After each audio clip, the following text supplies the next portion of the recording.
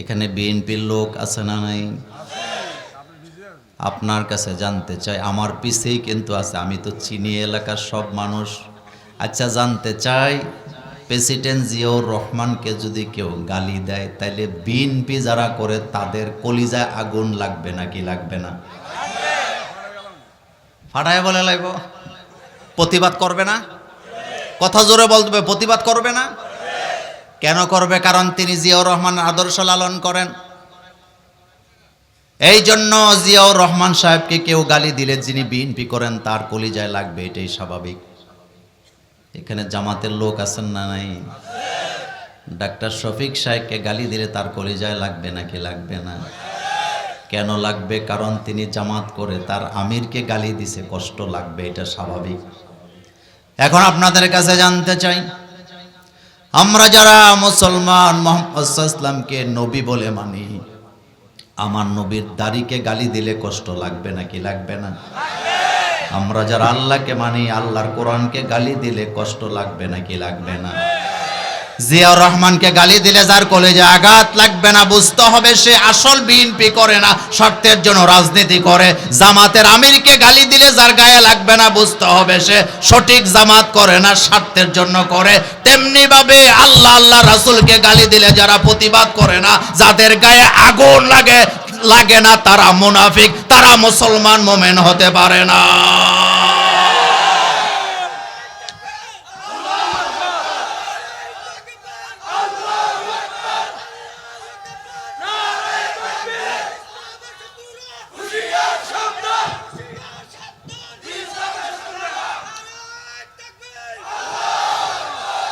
আমার কলেজের ভাইয়েরা, হযরত আবু বকর সিদ্দিক রাদিয়াল্লাহু তাআলা আনহু রাস্তা দিয়ে হেঁটে যায়, দুইজন ইহুদি দাঁড়ায় দাঁড়ায় রাসূলরে নিয়ে, আল্লাহরে নিয়ে সমালোচনা শুরু করছে। একজন আরেকজনকে বলতেছে মুসলমান গরিবের দল, মুসলমানের আল্লাহ গরিব, মুসলমানের নবীও গরিব। হেতে কয় তোর কাছে দলিল কি? কয় মুসলমানের আল্লাহ কোরআনে বলছে আকরিদুল্লাহ কারদান হাসানা, আমারে হাওলাত দাও। কথা কয় না মুসলমান, কথা কি ঠিক? কি বলতেছে? চিন্তা করছে, কয় মুসলমান গরিব, মুসলমানের নবীও গরিব, মুসলমানের আল্লাহ, কত শয়তানি। তার সাথে একটা দান হাসান, আল্লাহ কইছে আমারে হাওলাত দে। তো গরিব না হইলে কি হাওলাত চায় নাকি? এই কথাটা হযরতে আবু বকর সিদ্দিক রাদিয়াল্লাহু তাআলা আনহু শুনলেন।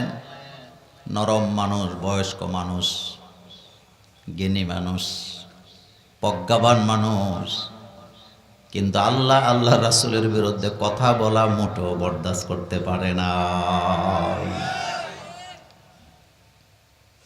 আমরা মুসলিম জাতি, আমাদের আব্বাকে গালি দিলে আমরা ধৈর্য ধরতে পারি, আমাদের মাকে গালি দিলে ধৈর্য ধারণ করতে পারি, আমার দাদাকে গালি দিলে আমি ধৈর্য ধারণ করব, আমার দলকে নিয়ে কথা বললে আমি ধৈর্য ধারণ করব।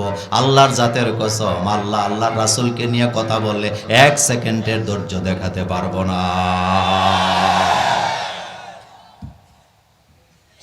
হযরত আবু বকর সিদ্দিক রাদিয়াল্লাহু তাআলা আনহু শোনার সাথে সাথে একজন দুইজনের উপরে হামলা খায় পড়লেন, হুমড়ি খায়া। কারণ আল্লাহর হাবিব বলেছেন মান রাআ মিনকুম মুনকারান ফালিয়ুগাইয়িরহু বিয়াদিহি। প্রতিবাদের প্রথম ভাষা কি? কয় না তো পেছনের ভাইরা, কয় না তো? প্রতিবাদের প্রথম ভাষা কি? তো প্রথমটাই তো আগে ব্যবহার করার নিয়ম। হযরত আবু বকর সিদ্দিক প্রথম হাতটা ব্যবহার করলেন। একজনে তো দুইজনকে মারা যায় না, একজনকে মারতেছে, আরেকজন দৌড় দিছে, কিন্তু একজন রে খালি পাইয়া জিদ পুরাটা কি করছে? নোয়াখালীর ভাষা কর না, কি কয়? উড়াইছে। মানে কয়জনের উপরে উড়াইছে? তা আরেকজন দাইছে। হযরত আবু বকর সিদ্দিক চলে গেছে নিজের বাড়িতে, কিন্তু দেখেন ইহুদি হলে কি হবে, জানে ন্যায় বিচার এক জায়গায় পাওয়া যায়, তিনি হলো মুহাম্মদুর রাসূলুল্লাহ সাল্লাল্লাহু আলাইহি ওয়াসাল্লাম। আল্লাহু আকবার। কারণ তাদের মাথায় আছে ন্যায় বিচার মোহাম্মদ সাল্লাল্লাহু আলাইহি ওয়াসাল্লামের কাছে আসে না নাই। এই জন্য ওই যেই বন্ধু মাইর খায় নাই, সুস্থটায় অসুস্থতারে কাঁধে নিয়ে রাসূলুল্লাহ দরবারে হাজির, যাই বলতেছে মোহাম্মদ সাল্লাল্লাহু আলাইহি ওয়াসাল্লাম, আপনার আবু বকর আমার বন্ধুরে মাইরা এই অবস্থা করছে, আপনি বিচার করেন। আল্লাহর নবী মনে মনে কয় যদি ওমরের কথা বলতো তাহলে বিশ্বাস করা যায়, কিন্তু নাম বলছে কার, বিশ্বাস করা যায়নি। আল্লাহর নবী বলতেছেন তোমরা কি আমার আবু বকরকে চিনো? কয় হ্যাঁ চিনি। রাসূল কয় বুঝে আসে না, আবার বলো চিনো নাকি? কয় হ্যাঁ, আবু বকর এই কাজটা করছে। আল্লাহর নবী বললেন ভালো করে খেয়াল করো, ওমর করছে না আবু বকর করছে। কারণ রাসূল জানে এই মায়ের কার হাতে চলে বেশি, কথা কন না কে? এজন্য রাসূলকে তোমরা কি ভালো করে বুঝছো কার কথা বলতেছো? কয় না রাসূল, আবু বকর করছে, ওমর না। আল্লাহর নবী দুইজন সাহাবাকে পাঠালেন, যাও আবু বকরকে নিয়ে আসো। একজন ইহুদি যেটা মাইর খেয়েছে এটা বসে আছে, যেটা মাইর খায় না এটা দাঁড়ায় আছে। হযরত আবু বকর সিদ্দিক যখন রাসূলের ডাক শুনে আসতেছেন, কাছাকাছি আসার পরে আবু বকর দেখতেছে যেটারে মাইর দিছে হেডাও আছে, যেটারে দিতে পারে না হেডাও আছে। দেখার পরে মনে মনে ভাবতেছে আর জামা, এদিকে তাকান তো এরকম করে কি লিগে, কথা কয় না। হযরত আবু বকর যখন জামা এভাবে টান দিছে, যেটা মাইর খায় না দাঁড়ায় আছিল, হেতে দিছে দূর। কারণ হেতে এটা বুঝছে যে এখন মাইর। আল্লাহর নবী দিলেন হাসি, সুবহানাল্লাহ সুবহানাল্লাহ। ঘটনা তো হাসার মতোই নাকি? যখন দাঁড়াইনাটা দৌড় দিছে রাসূল সাল্লাল্লাহু আলাইহি ওয়াসাল্লাম হাসি দিয়ে দিছে। কিন্তু পরক্ষণে রাসূল আবু বকরকে বললেন, আবু বকর একজনকে মার দিছো, আবার আরেকজনকে মারার জন্য জামার আস্তিন উঠাও, এত রাগ করছো কেন, কারণ কি? আবু বকর কয় রাসূল গো কথা পড়ে তারে দিতে পারে না, আগে তারে কয়টা দিয়া নেই, কারণ তে তো মাইর খায় নাই, আপনি একটু সুযোগ দেন আমার হাতটা আগে তারে ঠিক করি। আল্লাহ নবী বলেন আবু বকর থামো, এই পাশে দাঁড়াও। আবু বকর এই পাশে দাঁড়াইছে, দুই ইহুদি এই পাশে দাঁড়ানো। মনোযোগ আছে নি? রাসূল যারা মামলা দিছে তাদের কথা শুনলেন, যতক্ষণ আবু বকরকে বললেন তুমিও কথা বলো। দুই পক্ষ কথা বলতেছে, কিন্তু সমস্যা হলো ইহুদিদের পক্ষে একজন মাইর খেয়েছে, আর একজন সাক্ষী আছে না নাই? কিন্তু আবু বকরের পক্ষে কোনো সাক্ষী আসেনি। আমার নবী বিচার তো করে সাক্ষী দিয়া, ইসলামে বিচারের মধ্যে সবচেয়ে গুরুত্বপূর্ণ কি? এই যে আপনি ফুটটুস করে বলে দেন অমুকের বউয়ের গড়ে দেখছি অমুকরে ঢুকছে, আপনি তাকে জিনার অপবাদ দিতে পারবেন না। কথা কি সত্য? যতক্ষণ আপনি নিজের চোখে, আবার আপনি একা দেখলে হবে না, সাথে আরো লোক লাগবে, কারণ আপনি তো মিথ্যা কথাও বলতে পারেন। এটা ইসলাম, বলেন এটা কি ইসলাম? আল্লাহর নবী বললেন আবু বকর তাদের তো একজন সাক্ষী আছে, তোমার কোনো সাক্ষী আসেনি? আবু বকর বলতেছে রাসূল আমার কোনো সাক্ষী নাই দুনিয়াতে, আমার সাক্ষী আমার আল্লাহ। নোয়াখালীর ভাইয়েরা বলেন আল্লাহর সাক্ষী দিয়ে কি দুনিয়াতে বিচার হয়? হয়? যদি আল্লাহর সাক্ষী দিয়া দুনিয়াতে বিচার হইতো তাইলে আল্লামা সাইদিকে 14 বছর জেল খাটাইতে পারতো না, মীর কাসিম আলীকে ফাঁসি দিতে পারতো না, নিজামীকে ফাঁসি দিতে পারতো না, মুজাহিদকে ফাঁসি দিতে পারতো না, কামরুজ্জামানকে পারতো না, সালাউদ্দিনের মতো ঐতিহ্যবাহী বংশধর রাজনীতিবিদকে ফাঁসি দিতে পারতো না।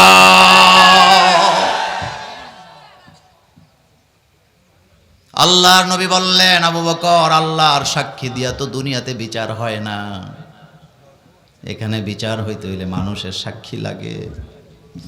আবু বকর মাথাটা নিচু করে বলতেছে রাসূল আল্লাহর সাক্ষী দিয়া যদি দুনিয়াতে বিচার না হয় আপনি আপনার বিচারের রায় দেন, আমি আপনার বিচার মেনে নিব, কিন্তু রাসূল গো আমি অনর্থক তারে মারি নাই, আমার নবীকে নিয়া, আমার মুসলমানকে নিয়া, আমার কোরআনকে নিয়া, আমার আল্লাহকে নিয়া বাজে কথা বলেছে, এই জায়গায় আমি বরদাস্ত করতে পারি না। মনোযোগ আছে? আল্লাহর নবী বিচারের রায় দিতে যাচ্ছেন, নবীজির কলিজা থরথর করে কাঁপতেছে। আল্লাহ পাকের হাবিব বিচারের রায় দিবেন, জিবরাইল আমিন রাসূলের সামনে হাজির হয়ে গেছে।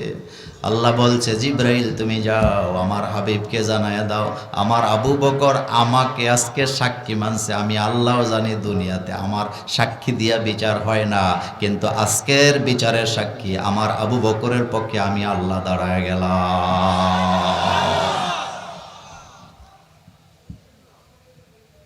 আমার কলেজার ভাইয়েরা,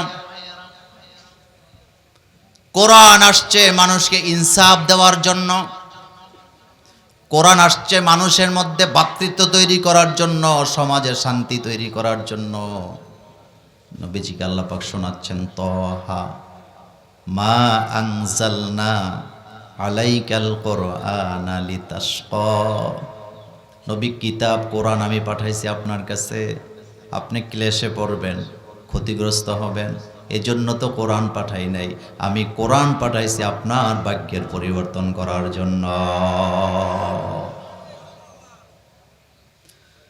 গত কয়েকদিন আগে একজন বুদ্ধিজীবী সাংবাদিক আমাকে ফোন দিয়ে কথা বলতেছিলেন, দুষ্টামির ছলে বলতেছে, মোল্লা ভাই নমুনা তো ভালো না, কোরআনের আইন যদি কায়েম হয়ে যায় পরদিন থেকে কি মানুষের হাত কাটা শুরু করবেন নাকি?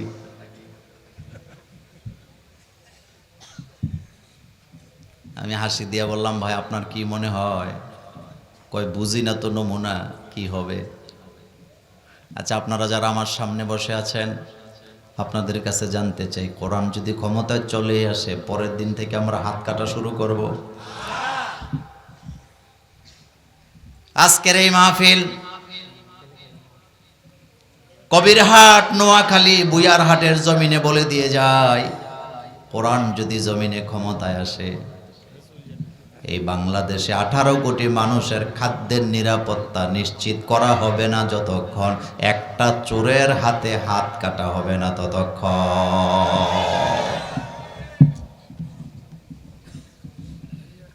18 কোটি মানুষের খাদ্যের নিরাপত্তা দেওয়ার পরে কারো ঘরে অভাব নাই, খাদ্যের কোনো চাহিদা নাই, এরপরে যদি চুরি করে তাইলে বুঝতে হবে এটা তার খাসলত খারাপ হয়ে গেছে। কথা ঠিক কিনা? এখন একটা কথার জবাব দেন, আমার বাংলাদেশে যারা গোশ খায় তারা কি ছেলে মেয়ে উপবাস আসে, স্ত্রী খাইতে পারে না, ছিঁড়া কাপড় পরে আছে, এই জন্য গোশ খায় নাকি বিলাসিতার জন্য খায়? বাংলাদেশে একজন গোশখোর আপনি পাবেন না যে গোশখোর স্ত্রীকে খাবার দিতে পারে না, ছেলে মেয়ের খাদ্যের যোগান দিতে পারে না, এই জন্য গোশ খাইছে, একজনও পাবেন না। বরং সবগুলা গোশখোর গোশ খায় হয় ডাকাতে বাড়ি করার জন্য, নতুবা বিদেশে টাকা পাচার করার জন্য।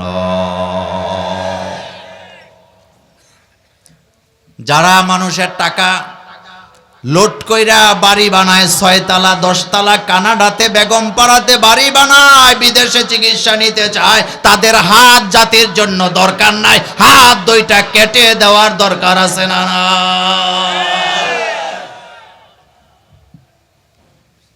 গত কয়েক বছর আগে কুমিল্লার রেসকোর্সের এক ইঞ্জিনিয়ার আমাকে হাসি দিয়ে বলতেছে, মোল্লা ভাই গোশ কিন্তু খাই। তাই বললাম, কি হয়েছে?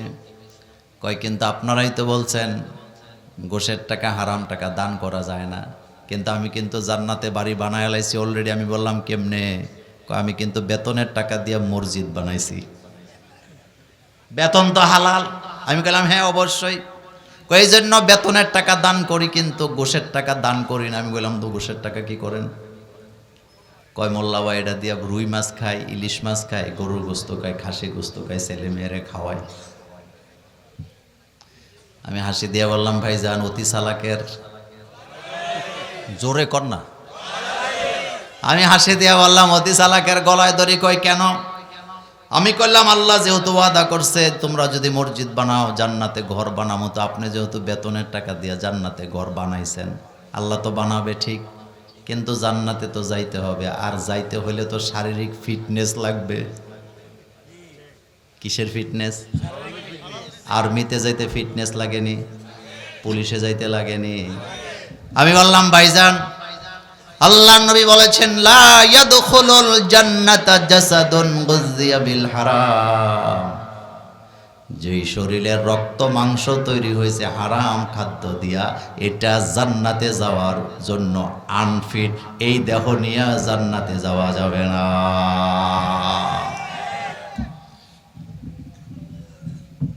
আমার সামনে যারা বসে আছেন একটা কথার জবাব দেন। কোন লোক যদি বিমান বাহিনীতে ভর্তি হয়, তার শারীরিক ব্রেন মগজ পরীক্ষা করা হয় নাকি হয় না? জোরে বলেন। কোন পাইলট যখন সে আজকে বিমান চালাবে, বিমানে উঠার আগে তাকে পরীক্ষা করা হয় নাকি হয় না? তা আপনি যে জান্নাতে যাবেন, আমার আল্লাহ আপনার দেহটা পরীক্ষা করার দরকার আছে না? না। আল্লাহর নবী আগেই হুঁশিয়ার করে দিয়েছেন, খবরদার হারাম খাদ্য খাইয়া দেহে রক্ত মাংস বুড়ি বাড়ায়ও না, কারণ হারাম খাদ্য খাওয়া দেহ নিয়া আল্লাহর জান্নাতে যাওয়া যায় না। কার ওয়াদা? কার কথা? আল্লাহর ওয়াদা এটা। খবরদার মানুষের সম্পদের দিকে লোভ করেন না। ফামাইয়া আমাল মিসকালা যাররাতিন খায়রান ইয়ারা ওয়া মাইয়া আমাল মিসকালা যাররাতিন শাররান ইয়ারা। ভালো যদি করেন সেটা যাররা পরিমাণ হোক, সেটাও পাওয়া লাগবে। খারাপ যদি করেন সেটারও বদলা আছে না? না। বাঁচার কোনো রাস্তা নাই। এজন্য জান্নাত লাগবে আমার কলেজার ভাইয়া। কথা বলতেছিলাম আল্লাহর কথা নিয়ে ব্যঙ্গ যারা করে তারা কখনো আমাদের বন্ধু হতে। 1994 অথবা 93 সালের কথা। আমার গ্রামে একজন বাউল আছিল, আমার আব্বার সমবয়সী। একদিন আমারে বলতেছে, তোমরা যে সূরা লাহাব অর্থাৎ তাব্বাত ইয়াদা সূরা দিয়া নামাজ পড়ো, তোমাদের নামাজ কিন্তু হবে না। মনোযোগ আছে? কি বলতেছে? তোমরা যে সূরা লাহাব অর্থাৎ তাব্বাত ইয়াদা সূরা দিয়া নামাজ পড়ো, তোমাদের নামাজ হবে না। তো তখন তো ছাত্র জীবন বুঝি না। বললাম কেন হবে না? কয় তুমি নামাজে দাঁড়াইছো, আল্লাহর ইবাদত করবা, আরেকজনকে বদদুয়া দাও কেন? আমরা তো বদদুয়া দেই তাকে যে বদদুয়া দেয় রাসূলুল্লাহকে। কথা কন না কেন? আমরা বদদুয়া দেই তাকে রাসূলুল্লাহকে যে বদদুয়া দেয়, আমরা বদদুয়া দেই তাকে আল্লাহকে যে লানত করে। কথা ঠিক কিনা? আবুল আহাব রাসূলুল্লাহকে বদদুয়া দিছে, যার কারণে আল্লাহ আমাদেরকে শিখাইছে তোমরাও বদদুয়া দাও। সুবহানাল্লাহ পড়েন। তাব্বাত ইয়াদা পড়েন না সবাই? তাব্বাত ইয়াদা আবি লাহাবিন ওয়া তাব্বা মা আগনা আনহু মালুহু ওয়া মা কাসাব সায়াসলা নারান যাতা লাহাবিন ওয়া ইমরাআতু হাম্মালাতাল হাতাব ফি জিদিহা হাবলুম মিন মাসাদ। আবুল আহাবরে একা আল্লাহ ধ্বংস করে নাই, সাথে তার স্ত্রীও আছে না? না। আমার কলেজার ভাইয়েরা, ফেরাউন আর তার স্ত্রী আসিয়া পার্থক্য কত দেখেন। ফেরাউন লানতের জিনজিন নিয়া পৃথিবী থেকে জাহান্নামের সার্টিফিকেট নিয়ে চলে গেছে, কিন্তু হযরতে আসিয়ার জন্য জান্নাতে ঘর বানাইছে কে? আল্লাহ। কোরআনে আসেনি? হযরতে আসিয়ার জন্য আল্লাহ কেন জান্নাতে ঘর বানালেন? কারণ ছিল 3টা। এদিকে তাকান, কারণ ছিল কয়টা? 1 নাম্বার কারণ ছিল হযরতে আসিয়া রব হিসাবে মেনেছিলেন কাকে? নাকি ফেরাউন্নারে মারছে? ফেরাউন্নারে মানে নাই, মানছে আল্লাহকে। 2 নাম্বার হযরতে আসিয়া ঘোষণা দিয়েছেন, জমিন যার আইনও চলতে হবে তা। 3 নাম্বার হযরতে আসিয়া হযরতে মূসা আলাইহিস সালামের নবুয়তকে স্বীকৃতি দিয়েছিলেন। আল্লাহ পাক বলেন এই তিনটা কারণে আমার আসিয়াকে জানায় দাও আমি আমার আসিয়ার জন্য জান্নাতে ঘর বানায় রাখছি। হযরত ইব্রাহিম আলাইহিস সালামের প্রথম স্ত্রী হযরতে সারা, বড় স্ত্রী। হযরত ইব্রাহিম আলাইহিস সালাম সাবা থেকে জেরুজালেমের দিকে রওনা দিয়েছে নিজের স্ত্রী সারাকে নিয়ে। রাজার মেয়ে, সোজা কথা নয়। পথে মধ্যে জালেম বাদশার লোকেরা হযরতে সারাকে কিডন্যাপ করে নিয়ে গেছে। হযরত ইব্রাহিম নবী রাস্তায় রাস্তায় বাজারে বাজারে ঘুরে আর কাঁদে। ইব্রাহিম নবী জানে না সারার অবস্থা কি, সারা জানে না ইব্রাহিমের অবস্থা কি। যখন জালিম বাদশা সারার সাথে সাক্ষাৎ করতে আসছে মতলবে, মনোযোগ আছে নি? যখন কাছাকাছি আসছেন হযরতে সারা আকাশের দিকে তাকায় বলতেছে, আল্লাহ তুমি তো বান্দাদের সবকিছু জানো, ইয়ালামু খাইনাতাল আইন, তুমি তো বান্দাদের চোখের ইশারাটাও জানো। আয় আল্লাহ, আমি যদি ইব্রাহিমের রবকে রব বলে স্বীকার করে থাকি, মনোযোগ আছে নি? কার রবকে? আমি যদি ইব্রাহিমের রবকে রব বলে স্বীকার করে থাকি, আমি যদি ইব্রাহিমের নবুয়তকে স্বীকার করে থাকি, আর 3 নাম্বার আমি যদি আমার ইজ্জতের হেফাজত করে থাকি, জালেম বাদশাকে আমি সারার উপরে বিজয় দিও না। তাফসিরে আসছে সাথে সাথে জালেম বাদশার হাত বিকলাঙ্গ হয়ে গেছে, হাত চলে না। আল্লাহু আকবার। চোখে দেখে না, জাপসা জাপসা দেখে, দিক বিদিক ঠিক নাই। পেছনে ফিরে আসলেন, এক পর্যায়ে বললেন, সারা তুমি চলে যাও, তবে তুমি আমাকে একটা বিপদ থেকে বাঁচাও। সারা বলেন, কি বিপদ? কয় তোমার মতো আর একজন সতী সাধবী নারী আমার কাছে আছে, হাজেরাকেও তুমি সাথে করে নিয়ে যাও। ঘটনা বলা উদ্দেশ্য না। হযরত ইব্রাহিম আলাইহিস সালাম বাজারে বাজারে কাঁদে, মনোযোগ দিয়ে কথার জবাব দেন। হযরত ইব্রাহিম আলাইহিস সালাম স্ত্রী হারাইছিল কয়টা? কথা কয় না। এখন ফেরত পাইব কয়টা? যদিও এখন বিয়ে হয় নাই, কথাটা বোঝার জন্য বললাম। হযরত সারা যখন ইব্রাহিমের নিকটে ফেরত গেলেন, হযরত ইব্রাহিম আলাইহিস সালাম আল্লাহর শুকরিয়া করলেন। আল্লাহ পাক এবার ইব্রাহিমকে বলতেছেন, ইব্রাহিম আমার সারাকে বলে দাও 3টা কথা স্বীকৃতি দেওয়ার কারণে আমি সারার জন্য জান্নাতে ঘর বানায় রাখলাম। কয়টা কয়টা কয়টা? আমার মা বোনেরা যারা শুনছো, কথাটা মনোযোগ দিয়ে নিয়ে যাও। 1 নাম্বার, হযরতে সারা রব হিসাবে মেনে নিয়েছিলেন কাকে? 2 নাম্বার নবুয়তের স্বীকৃতি দিলেন, আর 3 নাম্বার নিজের ইজ্জতের হেফাজত করছে। এই হাদিস প্রমাণ করে যেই নারী ইজ্জতের হেফাজত করে তাদের দোয়া কখনো বিফলে যায় না। আল্লাহু আকবার। এবার বলেন, খাদিজা রাদিয়াল্লাহু আনহার জন্য বোধহয় আল্লাহ ঘর বানায় নাই? কথা কন না কেন? বানাইছেনি।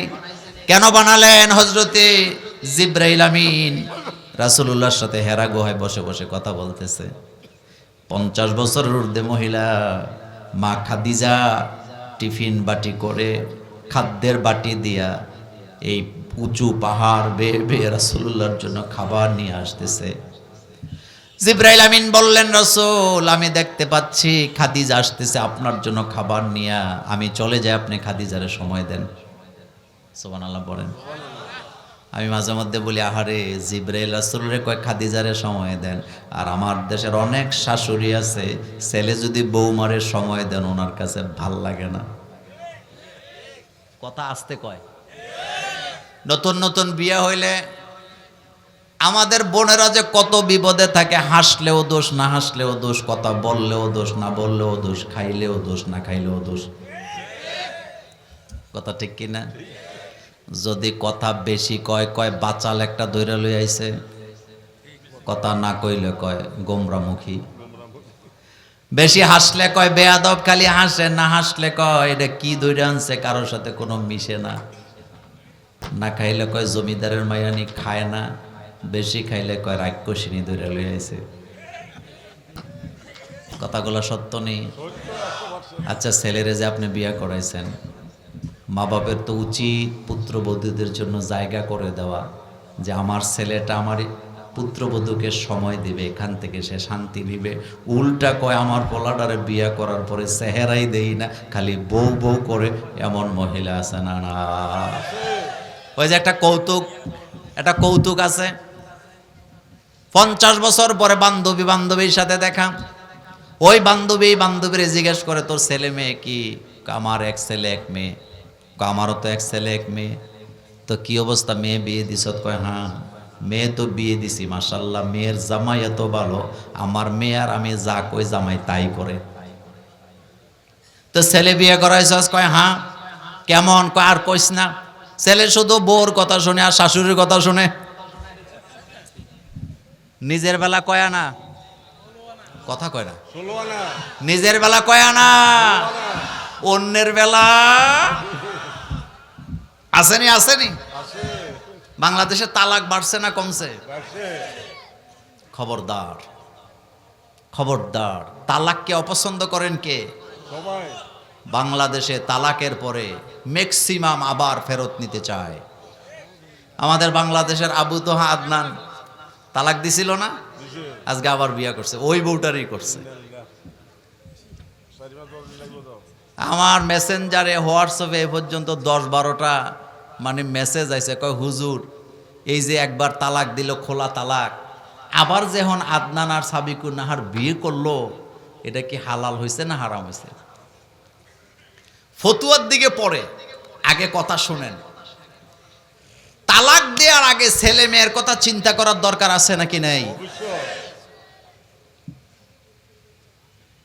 আবু তোহা আদনানের স্ত্রী সাবিকুন নাহার একটু আগে ফেসবুকে লিখছে, আলহামদুলিল্লাহ আমরা আবার বিয়ে করছি। তো কেন করছে সে ব্যাখ্যা দিছে, আমার মেয়ে আমার ছেলে একে অপর, অর্থাৎ বাবা ফেরত পাইছে, মা ফেরত পাইছে। তো তালাক দেওয়ার আগে এটা চিন্তা করার দরকার ছিল নাকি ছিল না? আমার মায়েরা বোনেরা যারা শুনছ, তাড়াহুড়ো করে সিদ্ধান্ত নেওয়া উচিত না। যাদের বাচ্চা আছে তারা তালাকের দিকে যাওয়া উচিত নয়, বরং পাহাড় সমান ধৈর্য ধরা দরকার। কারণ যতক্ষণ তালাক দেয় না সন্তান, ততক্ষণ হৃদয়ের উপর একটা আবরণ দিয়ে রাখে, বাচ্চাদের ব্যাপারে বুঝতে দেয় না। যেই মাত্র তালাকটা দেয় 2 দিন পরে বুঝে যে সবচেয়ে বেশি অসহায়ত্ব কারা ভোগ করে এখানে? সন্তান। স্বামী স্ত্রীর তালাকের পরে, বিচ্ছেদের পরে সবচেয়ে বেশি সাফারার কারা? কথা কয় না বাঙালি, কারা?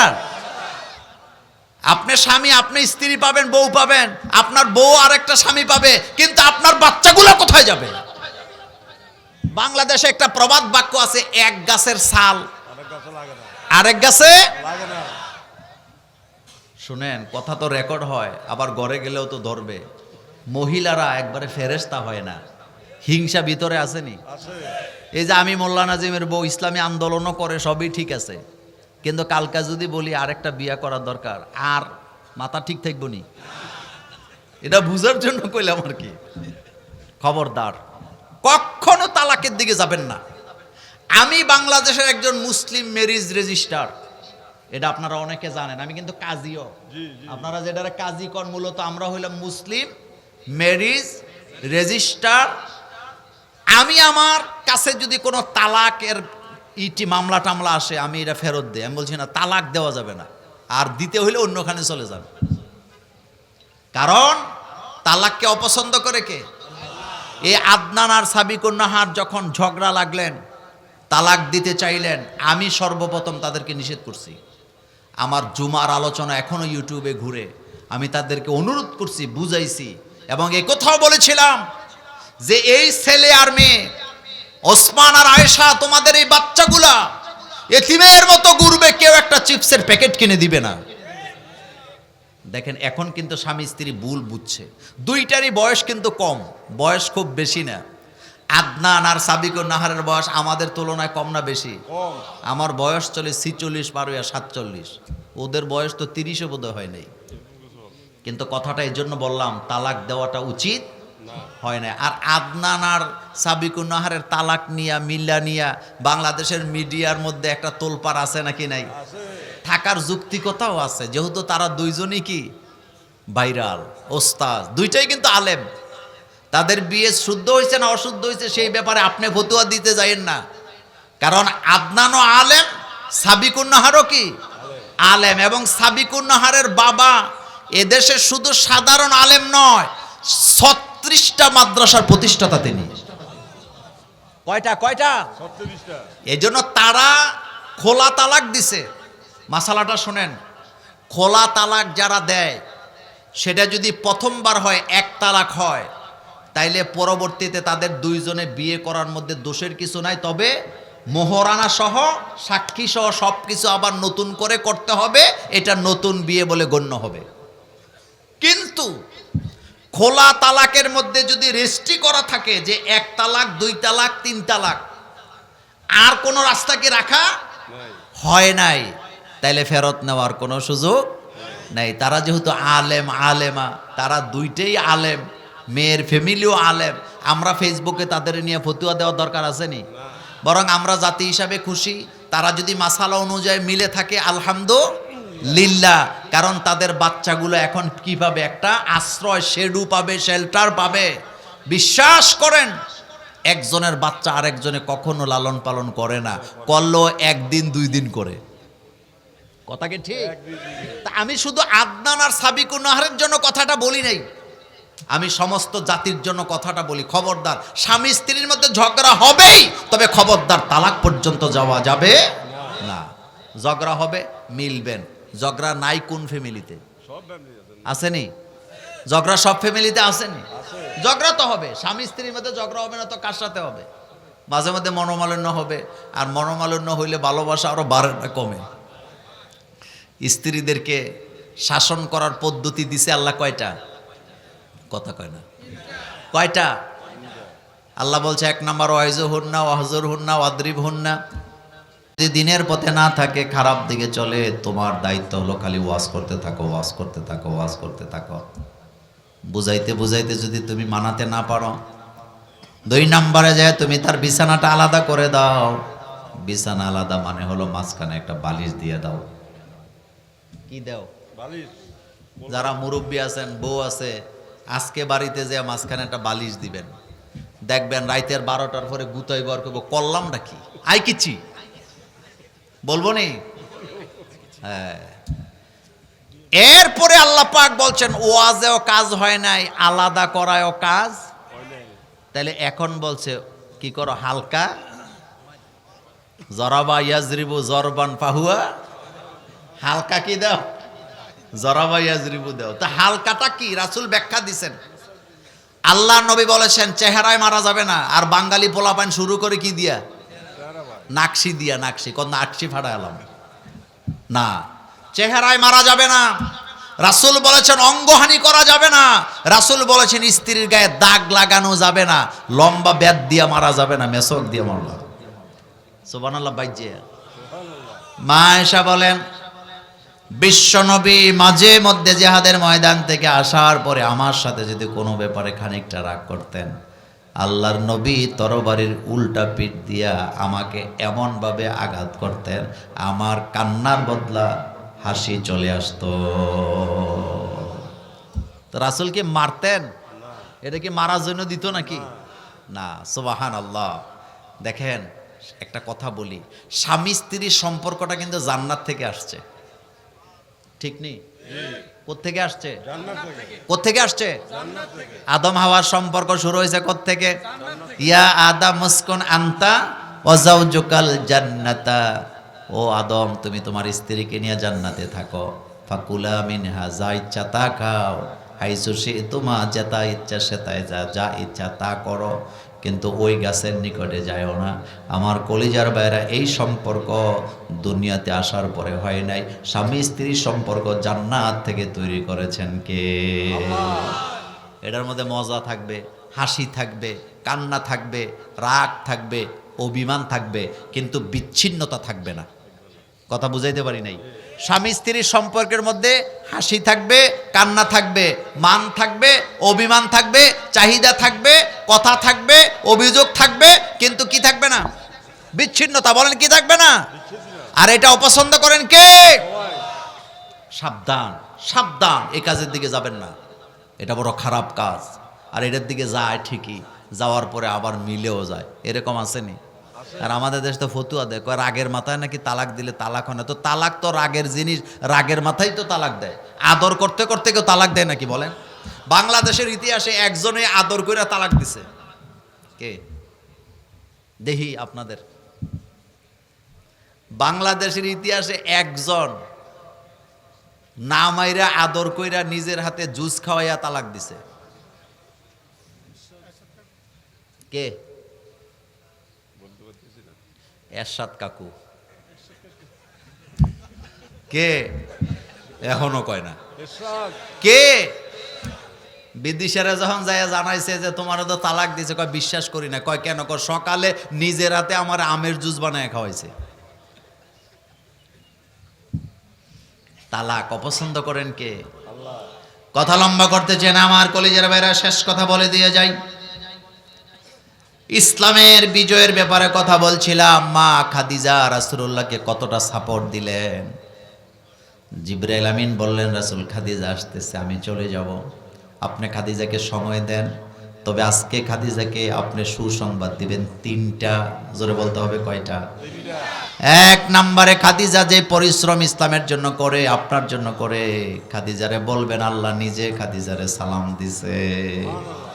দুই নাম্বার, আমি জিবরাইলের সালামটাও আল্লাহর সালামের সাথে খাদিজাকে দিবেন।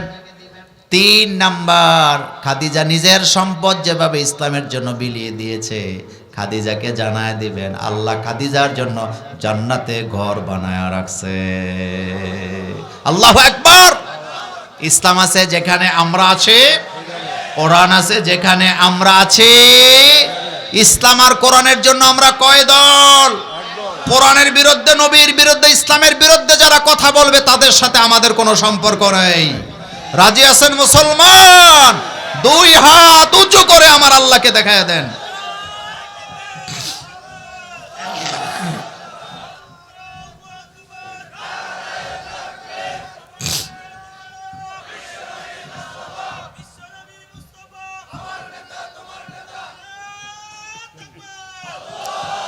সর্বশেষ আপনাদের জন্য একটা দোয়া চাই আপনাদের কাছে, সেটা হলো বাংলাদেশের আপসহীন নেত্রী, যিনি কারো কাছে মাথা নত করেন নাই, দেশ প্রেমের পরীক্ষায় যিনি জাতিকে দেখায় দিছে দেশকে কিভাবে ভালোবাসতে হয়, তিনি একমাত্র ব্যক্তি সর্বজন শ্রদ্ধেয়, যার জন্য প্রত্যেক আকীদার আলেমেরা কলিজা ভরে দোয়া করতেছেন। তার নাম কি? এত আস্তে কইলে হইব নি বেটা? কি নাম? তার মতো আরেকটা লোক বাংলাদেশে আছে?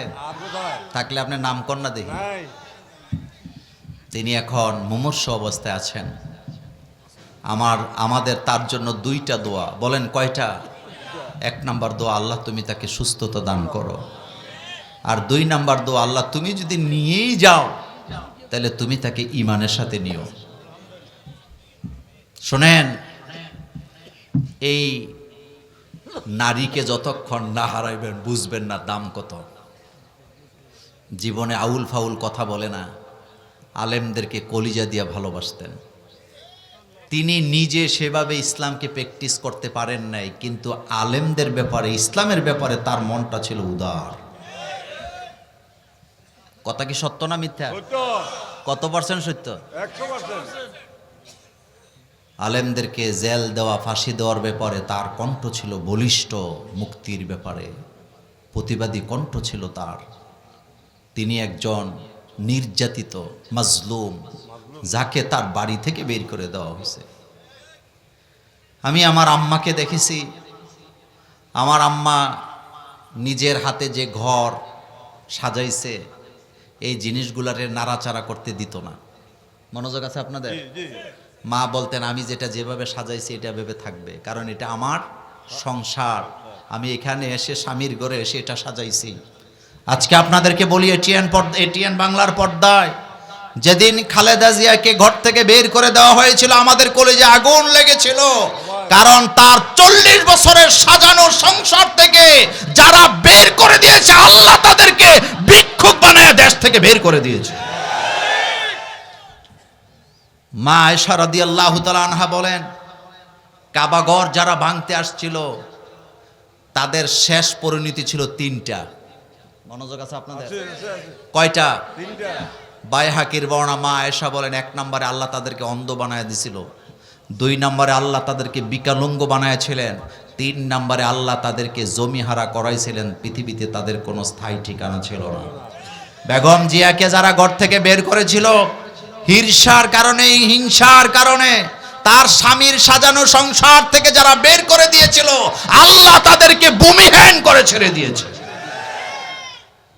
কথা কি সত্য? কথা কি সত্য? কি দোষ ছিল তার? কোনো দোষ ছিল না। এই জমি তো তার ছিল, তার স্বামীর ছিল, এই সংসার তো তার ছিল, প্রত্যেকটা খাট পালং বেসিন তার হাতে সাজানো ছিল। তাকে বের করে দিয়েছে। সেদিন তোমাদের কান্না, তার কান্না তোমাদের হৃদয়ে আঘাত করতে পারে নাই। বোঝা গেছে তোমাদের মধ্যে মনুষ্যত্ব ছিল না। কারণ মনুষ্যত্ব থাকলে মানুষের কান্না কেউ বরদাস্ত করতে পারে না। আমরা আজকে প্রাণ খুলে দোয়া করবো, আল্লাহ যেন বেগম জিয়াকে হায়াতে তৈয়বা দান করেন। আর আল্লাহ যদি নিয়ে যান তাহলে কিসের সাথে? ঈমানের সাথে। আমরা আল্লাহ পাকের বান্দা, আমাদেরকে মরতে হবে, এটা আমরা বিশ্বাস করি। কথা ঠিক কি না? কেউ যদি আল্লাহকে বিশ্বাস না করে, তাকে মরতে হবে নাকি হবে না? আপনি দুনিয়াতে যত মারামারি করেন, কাটাকাটি করেন, সম্পদের মালিক হন, আপনি যদি পৃথিবীটাকেও ক্রয় করেন, আপনি পৃথিবী ক্রয় করার কারণে পৃথিবীতে একদিন কি বেশি থাকতে পারবেন? মনে করেন আপনি বাংলাদেশটা পুরাটা কিনা ফেলাইছেন, তো বাংলাদেশ আপনার, তো তাতে কি হয়েছে? আপনি কি হায়াত যদি আপনার 50 বছর থাকে, আপনি 50 বছরের পরে একদিন থাকতে পারবেন? তা আপনি এটা কিনছেন কি লেগে? কোনো লাভ নাই। আর এই বিধানটা কার? আল্লাহ পাকের। আপনি মনে করেন যে বাংলাদেশের প্রেসিডেন্ট হইছেন, কিন্তু আপনার হয় না, আপনি চাইতেছেন জাতিসংঘের মহাসচিব হইছেন, তো জাতিসংঘের মহাসচিব হইলেন, আপনার বয়স আল্লাহ দিছে যে হায়াত তোমার 70 বছর, আপনি কি একদিন বেশি বাঁচতে পারবেন? না, পারবেন না। তাহলে রেজাল্টটা কি দাঁড়াইলো? দিন শেষে জিরো। দিন শেষে কি? জিরো, কিছুই নেই।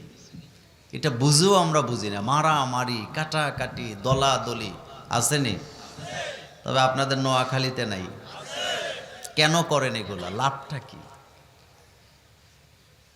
খালি হাতে যেতে হবে। ফেরাউন জঘন্যভাবে মানুষের উপর অত্যাচার করেছিল, কিন্তু যাওয়ার সময় কিচ্ছু নিয়ে যেতে পারে নাই।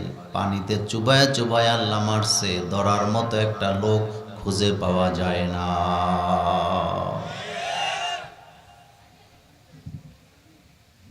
আরবে গোত্রে গোত্রে ঝগড়া চলতেছে। বিশ্ব নবী নবুয়ত লাভ করার পরে কোরআনের দাওয়াত নিয়ে যখন মক্কায় গেলেন, মক্কার কাফেররা কোরআনের বিরোধিতা করলো। তারা দেখতে পেলেন কোরআনের আইন যদি পৃথিবীতে চালু হয়ে যায়, তাদের মন গড়া জীবন যাপন করা, যার ইচ্ছা তাকে ঠকানো, যার ইচ্ছা তাকে জিতানো আর সম্ভব হবে না। এই জন্যই কোরআনের বিরোধিতা আছে না? না, আমার কলেজের ভাইয়েরা, কোরআনের বিজয় পৃথিবীতে হবে, এতে কোনো সন্দেহ নাই। বরং যারা সন্দেহ করে তারা বোকার রাজ্যে বাস করে। বর্তমান পৃথিবীর সব জায়গায় ইসলামের জোয়ার আছে না নাই?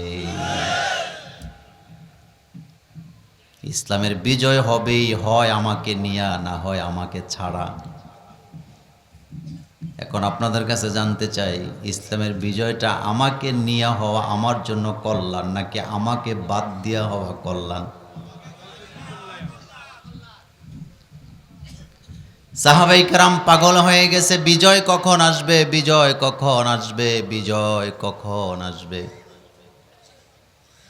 আল্লাহ পাক বলছেন, ইন্না ফাতাহনা লাকা ফাতহান কারীম।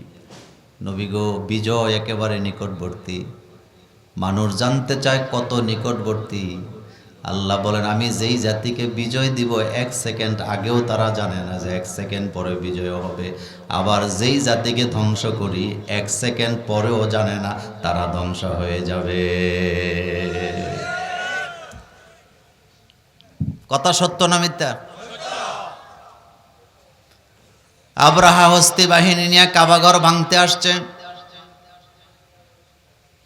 আল্লাহ পাক বলছেন ওয়া আরসালা আলাইহিম তায়রান আবাবিল তারমিহিম বিহিজারাতিম মিন সিজ্জিল ফাজআলাহুম কাসফিম মাকুল। আব্রাহা এক সেকেন্ড আগেও জানতো না তার আর তার সেনাবাহিনীর অবস্থাটা কি হবে।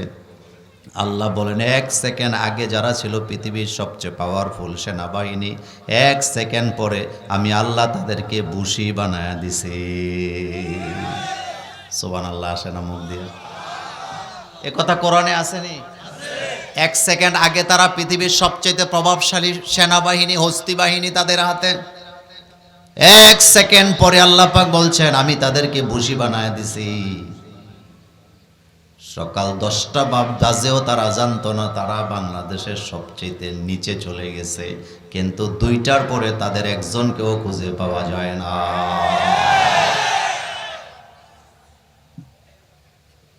ফেরাউন সমুদ্রে নামার আগেও জানতো না একটু পরে সে ডুবে মরে যাবে।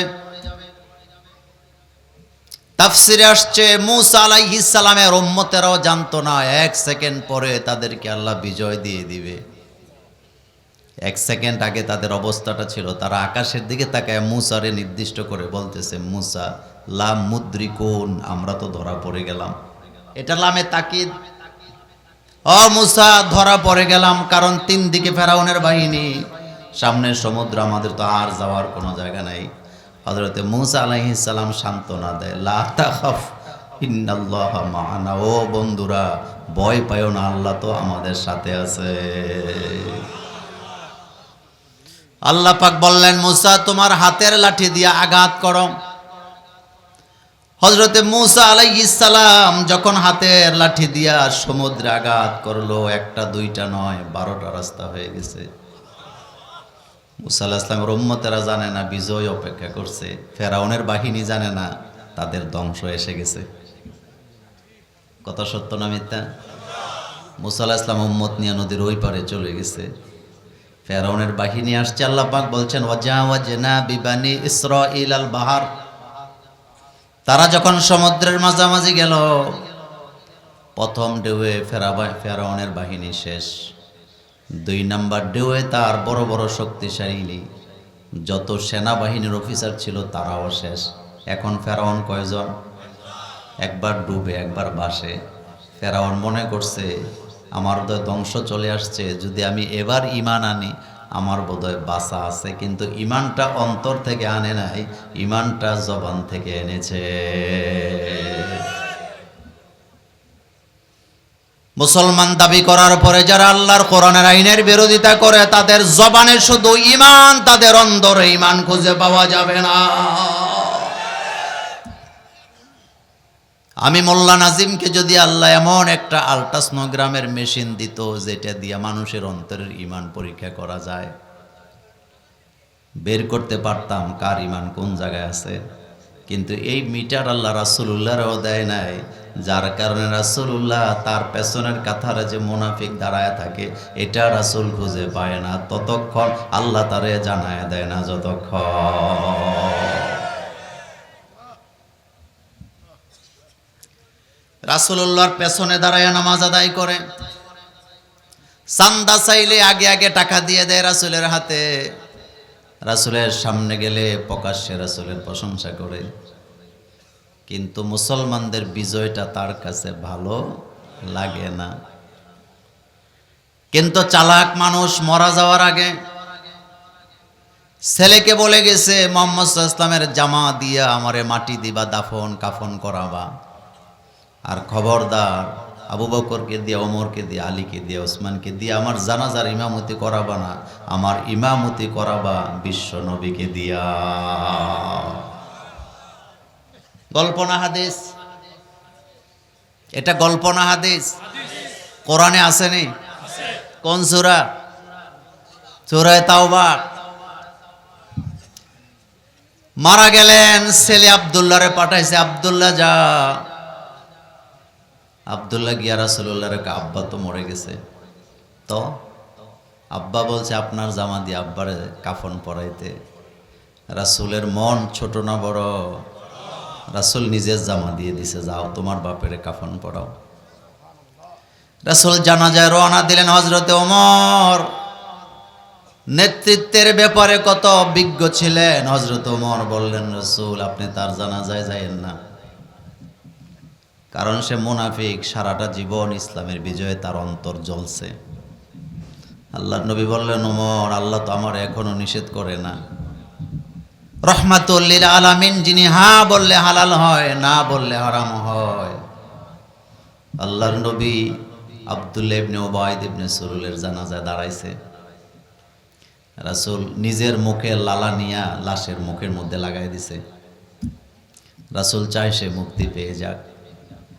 যারা আমার সামনে বসে আছেন, পেছনে বসে আছেন, কথার জবাব জুড়ে দিবেন। রাসূল দোয়া করলেন আরশে আজিমের দিকে তাকায়া।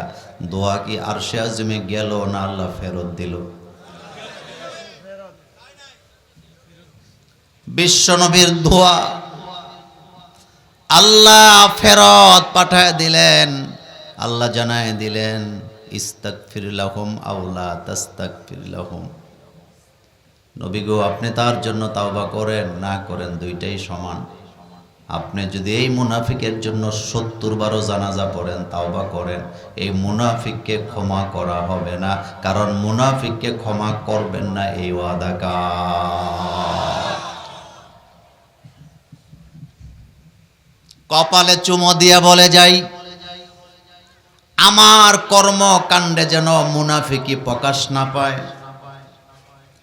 আমার কলিজার বাইরে যে কোরআন আল্লাহ নাজিল করলেন, কোরআনের ব্যাপারে আল্লাহ পাক বলছেন, ইন কুনতুম ফি রাইবিম মিম্মা নাযালনা আলা আবদিনা ফাআতু বিসূরাতিম মিন মিসলি। কোরআনটা যখন নাজিল হয়েছিল, মক্কা ছিল সাহিত্যের যুগ।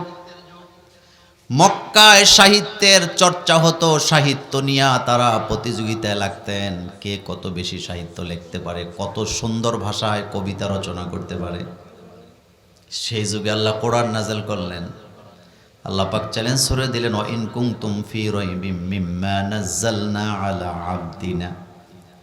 আমি আমার বান্দার পথে যে কোরআন নাজিল করেছি, তোমাদের কাছে যদি সন্দেহ হয়, যাও কোরআনের মতো করে সূরা বানায় নিয়ে আসো। পারছেনি? আরো জোরে বলেন। আল্লাহ পাক বলছেন, ফা ইল্লাম তাফআলু ওয়া লান তাফআলু ফাত্তাকুন নারাল্লাহ। যদি তুমি না পারো, আমি জানি তুমি কোরআন বানাতে পারবা না, তাইলে জাহান্নামের আগুনকে ভয় করো। 1400 বছর হয়ে গেছে, কোরআনের মতো করে কোরআনের আয়াত কেউ বানাতে পারে নাই, সূরা বানাতে পারে নাই, কোরআনের মতো সাহিত্য কেউ বানাতে পারে নাই, কোরআন নিয়ে কেউ ব্যঙ্গ করে নাই।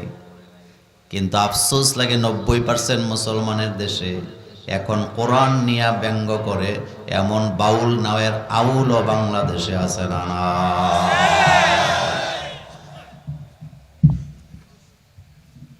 আমার কলেজার ভাইয়েরা, কোরআনকে নিয়ে যারা ঠাট্টা করে তারা মুমিন নাকি কাফের? এত আস্তে বললে হবে না।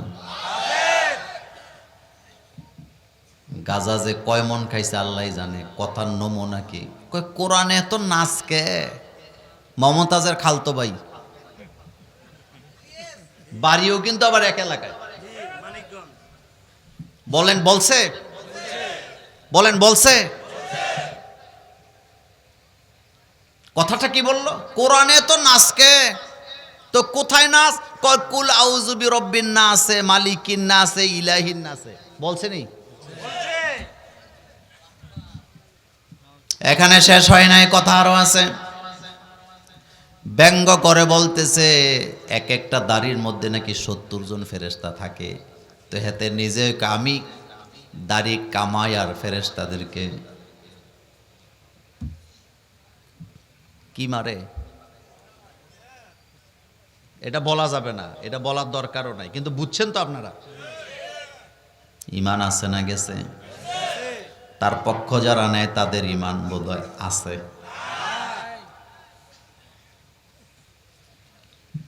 আমার কলেজের ভাইয়েরা, এখানেই শেষ করে নাই।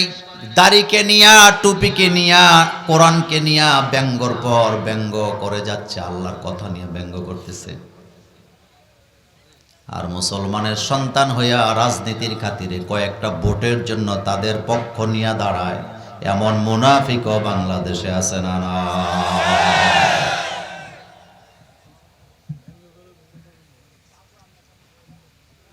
আমার কলেজার ভাইয়েরা,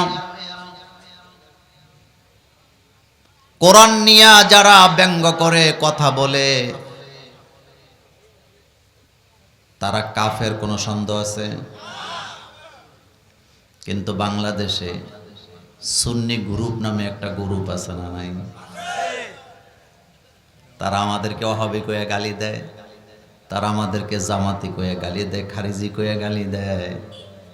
কিন্তু সুন্নি নামের ভণ্ডরা রাসূলুল্লাহকে গালি দিলে প্রতিবাদ করে না, রাসূলের দাড়িকে গালি দিলে প্রতিবাদ করে না, কোরআনকে গালি দিলে প্রতিবাদ করে না। আমি আপনাদেরকে জিজ্ঞেস করতে চাই, তাহলে বোঝা গেল তাদের ভিতরেও মুনাফিকি আছে না? না,